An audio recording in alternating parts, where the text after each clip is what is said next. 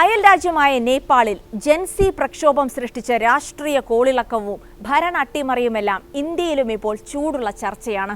തെരഞ്ഞെടുപ്പ് കമ്മീഷനെതിരെ നടത്തിയ വാർത്താ സമ്മേളനത്തിന് പിന്നാലെ രാഹുൽ ഗാന്ധി ഉയർത്തിയ ജൻസി പരാമർശം ചൂണ്ടിക്കാട്ടി ബിജെപിയാണ് അത് രാജ്യത്ത് രാഷ്ട്രീയ വിവാദമാക്കി മാറ്റിയത്. രാജ്യഭരണം അട്ടിമറിക്കാനും അസ്ഥിരത സൃഷ്ടിക്കാനും കലാപത്തിന് പ്രേരണ നൽകുകയാണ് രാഹുൽ എന്നാണ് ബിജെപിയുടെ ആരോപണം. ആ വിവാദം അങ്ങനെ കത്തി നിൽക്കുമ്പോഴാണ് പഴയ ജമ്മു കശ്മീരിന്റെ ഭാഗമായിരുന്ന ലഡാക്കിൽ വലിയ യുവജന പ്രക്ഷോഭം പൊട്ടിപ്പുറപ്പെടുന്നത്. തലസ്ഥാന നഗരമായ ലേയിൽ ഒഴുകിയെത്തിയ ജനക്കൂട്ടം ബിജെപി ഓഫീസിന് തീയിടുകയും പോലീസുകാരെ ആക്രമിക്കുകയും ചെയ്യുന്നുണ്ട്. എന്നാൽ പോലീസ് വെടിവെപ്പിൽ 4 വിലപ്പെട്ട ജീവനുകൾ പൊലിഞ്ഞു. നഗരത്തിൽ കർഫ്യൂ പ്രഖ്യാപിച്ച് പ്രക്ഷോഭം പടരാനിടയുള്ള എല്ലാ വാതിലുകളും അടയ്ക്കുകയും ചെയ്തു. ആക്ടിവിസ്റ്റും വിദ്യാഭ്യാസ പ്രവർത്തകനുമായ സോനം വാങ്ചുക്കിനുമേൽ എല്ലാ കുറ്റവും ചുമത്താനാണ് കേന്ദ്ര സർക്കാരും ബിജെപിയും ശ്രമിക്കുന്നത്. അറബ് വസന്ത മാതൃകയിൽ രാജ്യത്തെ ഭരണം അട്ടിമറിക്കാൻ ശ്രമം നടക്കുകയാണെന്നായിരുന്നു സർക്കാരിന്റെ ആരോപണം. എന്താണിപ്പോൾ ലഡാക്കിൽ നടക്കുന്നത്? എന്തിനാണ് ലഡാക്കിലെ യുവതലമുറ, പ്രത്യേകിച്ചും ജൻസികൾ തെരുവിലിറങ്ങിയത്? ഈ ജനകീയ പ്രക്ഷോഭത്തിന് വാങ്ചുക്കിന്റെ പങ്കെന്ത്? വിശദമായി പരിശോധിക്കാം. സ്വാഗതം ഇൻഡെപ്തിലേക്ക്.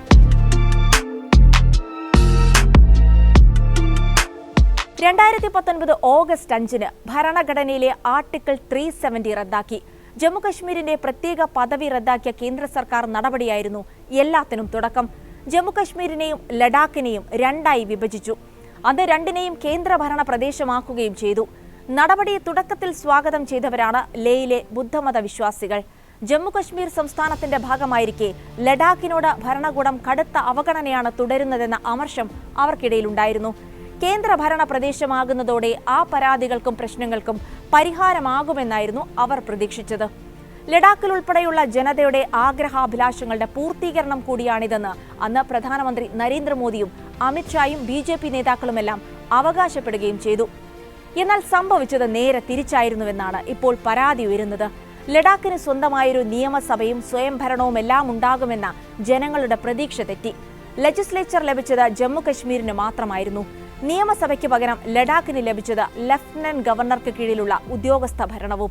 4 MLA-മാരെ മേഖലയുടെ പ്രതിനിധികളാക്കി ജമ്മുകശ്മീർ സഭയിൽ നിർത്തുകയും ചെയ്തു. എന്നാൽ സ്ഥിതിഗതികൾ മുൻപത്തെക്കാൾ മോശമാകുന്നതാണ് അവർ കണ്ടത്. പുതിയ ഭരണ സ്ഥാപനങ്ങൾ ശ്രീനഗറിനേക്കാളും അപ്രാപ്യമായി മാറി. ഇതിനെല്ലാം പുറമെ പുതിയ താമസ നയം ജനങ്ങൾക്കിടയിൽ കൂടുതൽ ഭീതി പടർത്തുകയും ചെയ്തിട്ടുണ്ട്.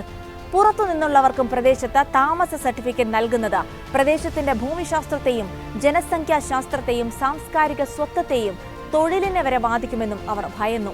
ലഡാക്കിന് ലേയിലും കാർഗിലുമായി 2 ഹിൽ കൗൺസിലുകളാണുള്ളത്. രണ്ടിനും സ്വയംഭരണാധികാരമില്ല.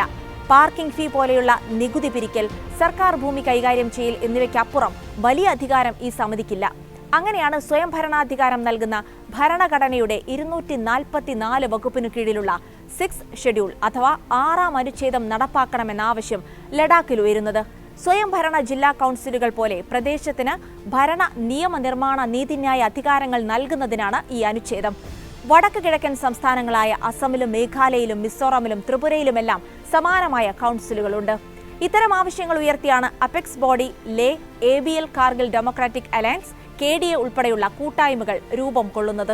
ബുദ്ധ ഭൂരിപക്ഷ പ്രദേശമായ ലേയിലെയും മുസ്ലിം ഭൂരിപക്ഷ മേഖലയായ കാർഗിലെയും ജനങ്ങൾ ഒന്നിച്ച് ABL-ഉം KDA-യും സംയുക്ത പ്രക്ഷോഭത്തിലേക്ക് നീങ്ങിയതോടെ കാര്യങ്ങൾ ലഫ്റ്റനന്റ് ഗവർണറുടെ നിയന്ത്രണത്തിനപ്പുറത്തേക്ക് പോയി. അങ്ങനെയാണ് കേന്ദ്ര സർക്കാർ വിഷയത്തിൽ ഇടപെടുന്നത്. പ്രശ്നപരിഹാരത്തിനായി കേന്ദ്രം ഉന്നതതല സമിതി രൂപീകരിച്ചു.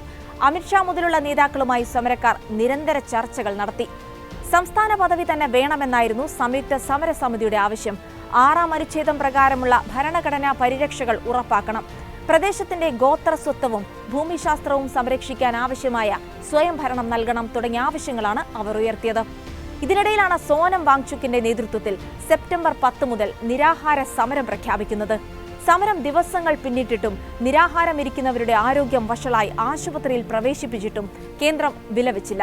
എന്ന് മാത്രവുമല്ല, വിഷയം ചർച്ച ചെയ്യാനെന്ന് പറഞ്ഞ് ഒക്ടോബർ 6-ലേക്ക് ആഭ്യന്തര മന്ത്രാലയവുമായുള്ള കൂടിക്കാഴ്ച നീട്ടിവെച്ചു. ഇതോടെ LAB-യുടെ യുവജന വിഭാഗം സെപ്റ്റംബർ 24-ന് ലേയിൽ പണിമുടക്കും പ്രക്ഷോഭവും പ്രഖ്യാപിച്ചു. ബുധനാഴ്ച രാവിലെ 11:30-യോടെ യുവജനങ്ങൾ ഉൾപ്പെടുന്ന വലിയ ജനക്കൂട്ടം നഗരത്തിന്റെ നിയന്ത്രണം പിടിച്ചടക്കി.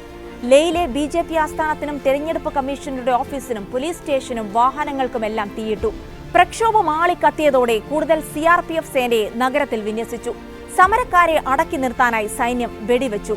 വെടിയേറ്റ 4 പ്രക്ഷോഭകാരികൾ പിടഞ്ഞു വീണ് മരിച്ചു. 50ഓളം പേർക്ക് പരിക്കേൽക്കുകയും ചെയ്തു. കഴിഞ്ഞ 6 വർഷമായി ജനങ്ങൾക്കിടയിൽ പുകഞ്ഞുകൊണ്ടിരുന്ന രോഷമാണ് കഴിഞ്ഞ ദിവസം അണപൊട്ടിയൊഴുകിയത്. എന്നാൽ പ്രകോപന പ്രസംഗത്തിലൂടെ വാങ്ചുക്കാണ് ജനങ്ങളെ ഇളക്കിവിട്ടതെന്ന് ആരോപിച്ച് വിഷയത്തിന്റെ പ്രാധാന്യം ചുരുക്കിക്കളയാനായിരുന്നു സർക്കാർ ശ്രമം. അറബ് വസന്തം, നേപ്പാൾ ജൻസി കലാപം മോഡൽ ഭരണം അട്ടിമറിക്കാനാണ് നീക്കമെന്നും ആരോപണമുണ്ടായി. ബുധനാഴ്ചത്തെ സംഘർഷത്തിന് പിന്നാലെ വാങ്ചുക്കിനെതിരെ CBI അന്വേഷണവും ആരംഭിച്ചു കഴിഞ്ഞു.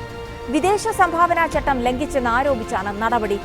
മറുവശത്ത് സമരക്കാരുടെ ആവശ്യങ്ങളെല്ലാം അനുഭാവപൂർവ്വം കേൾക്കുകയും നടപടികൾ സ്വീകരിക്കുകയും ചെയ്തതായാണ് കേന്ദ്രത്തിന്റെ അവകാശവാദം. ST സംവരണം ഉയർത്തിയതും കൗൺസിലുകളിൽ വനിതാ സംവരണം കൂട്ടിയതും ബോട്ടി പുർഗി ഭാഷകൾ അംഗീകരിച്ചതുമെല്ലാമാണ് ഇതിന് തെളിവായി സർക്കാർ ചൂണ്ടിക്കാട്ടുന്നത്.